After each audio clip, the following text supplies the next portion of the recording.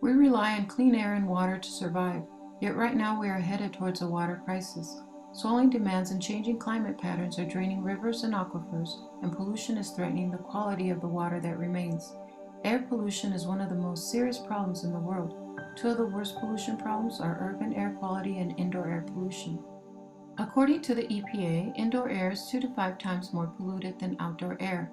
Poor indoor air quality negatively affects more than 15 million Americans who have asthma and 28 million who suffer from hay fever and other allergies. Because children breathe faster than adults, they inhale 50% more air per pound of body weight than adults and are especially sensitive to air quality problems.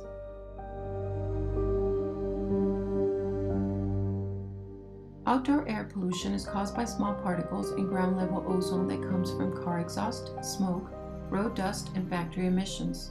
Outdoor air quality is also affected by pollen from plants, crops, and weeds.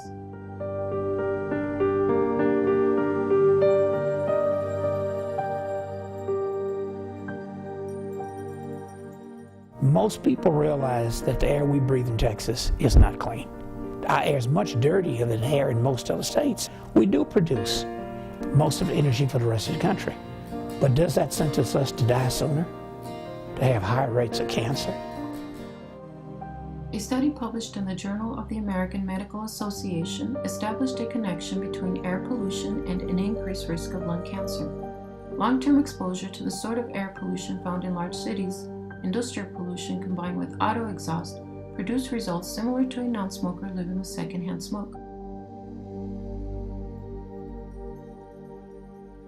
What about El Paso? How's the air quality we breathe? El Paso shares an airshed with the Mexican city of Ciudad Juarez. This airshed, known as Paso del Norte, sits in a basin composed of the mountains that surround the two cities.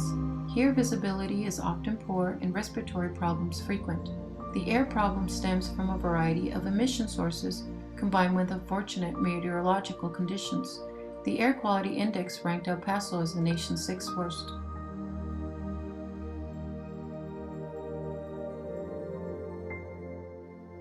When inhaled, outdoor pollutants and pollen can aggravate the lungs and can lead to chest pain, coughing, digestive problems, dizziness, fever, lethargy, sneezing, shortness of breath, throat irritation, and watery eyes.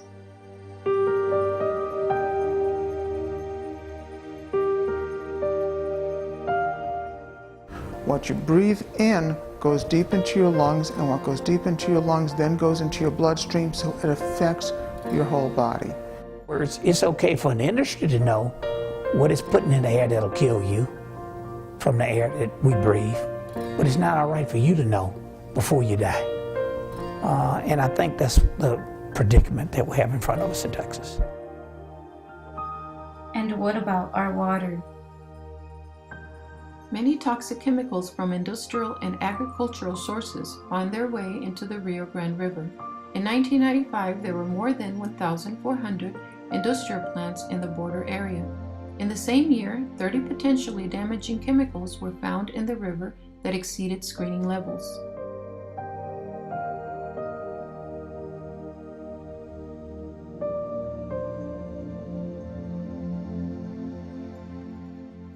Did you know that civil engineers have saved more lives than all the doctors in history with the development of clean water and sanitation systems?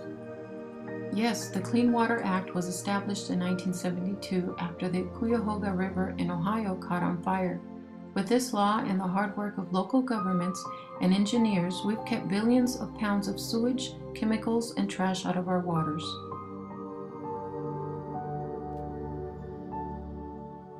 "40 years ago, people were afraid to swim or fish in our waters, our lakes, and our rivers. This was prior to the Clean Water Act.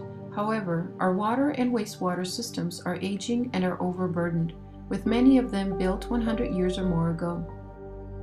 Today, there is not a single location in this country where you cannot go and get a clean glass of water. But 40 years from now, will we be able to make the same statement?" What about our ocean?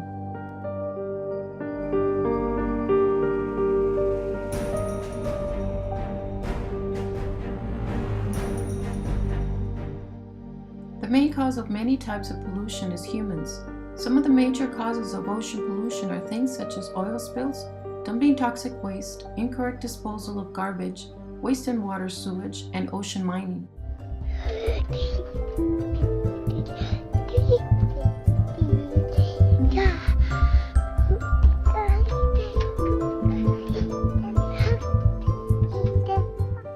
Water polluted with different chemicals can cause a decline of population in some species of animals.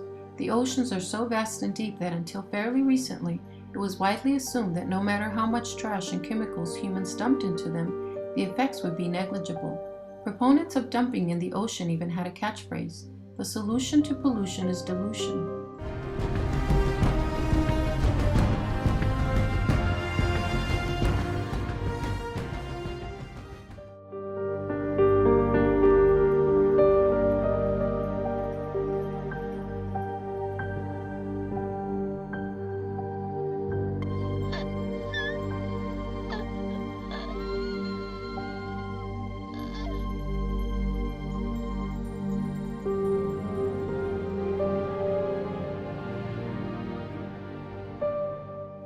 Some solutions for clean air and water.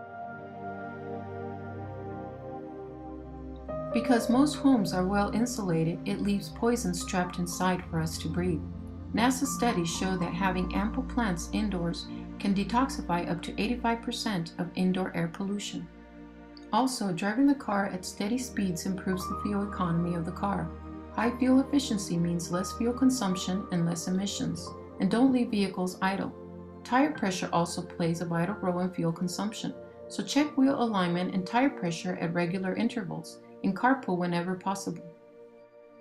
Do not dispose of gasoline, oil, or weed killers and other lawn and garden pesticides down the drain, into surface water, onto the ground, or in the trash. Check with your local household hazardous waste collection agency for safe disposal of these types of products. What are you doing to protect our air and water?